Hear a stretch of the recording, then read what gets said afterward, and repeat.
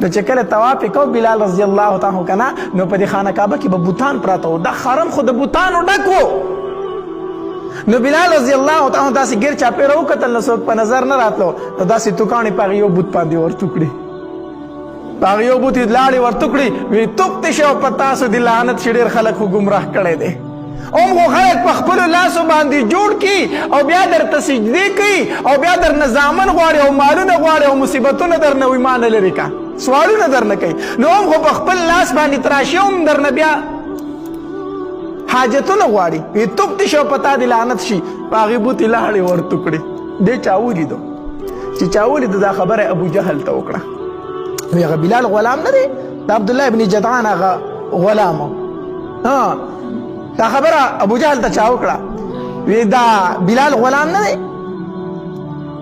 دا عبدالله ابن جدعان چې کوم غلام دی هغه نن دا چل وکړو، په حرم کې به بوت باندې لاړې ورتو کړې. ابو جهل وی ښه.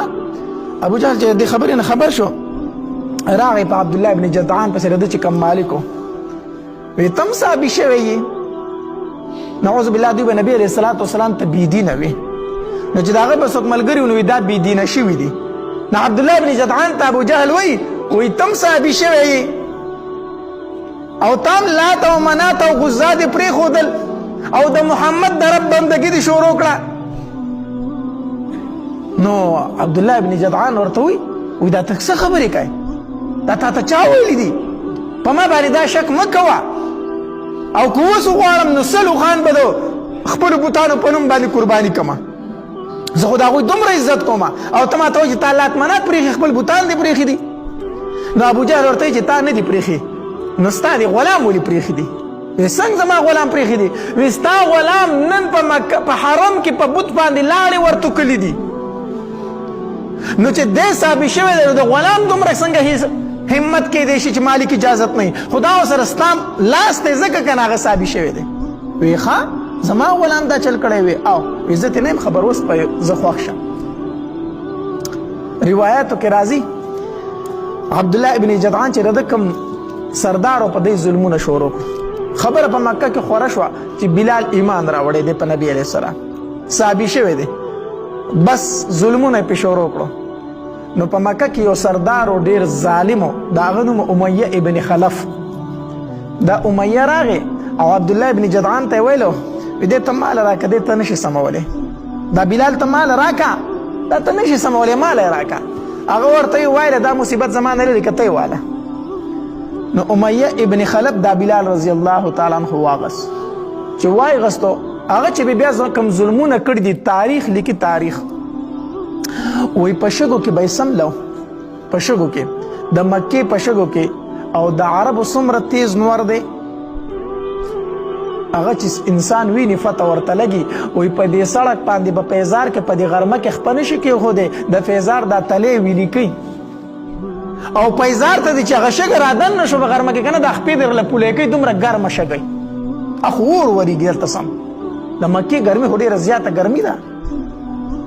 نو بلال رضی الله تعالی به سارا ته ویستو په دې سره غرمه کې دا شګې چې د اور په شانتې به سرې شوي وي، داسې به تودې وي، په دې باندې به دا بلال رضی الله تعالی سمله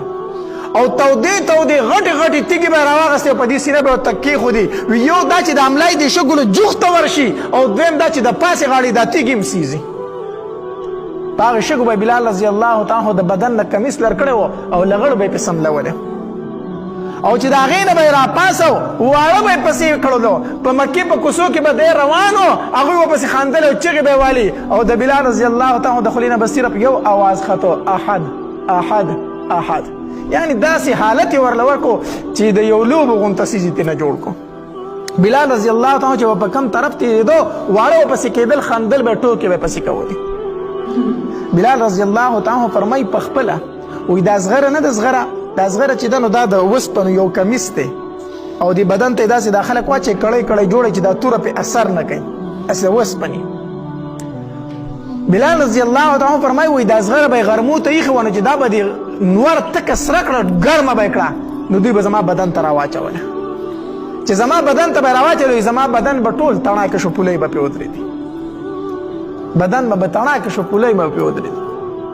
داسې ظلمونه بیا دوی بلال رضی الله تعالی سره کول. یو ورځ دا بلال رضی الله تعالی په تودو شګو سملولې دی او په دې سینې ورته تیږې ایښي دي او دا امیه ابن خلف بدبخته ورته ولاړ دی چې کوم مالک او وړو ته وایي راځئ په کاڼو یې ولئ ماشومان راځي او کاڼو باندې ولي او خاندي پورې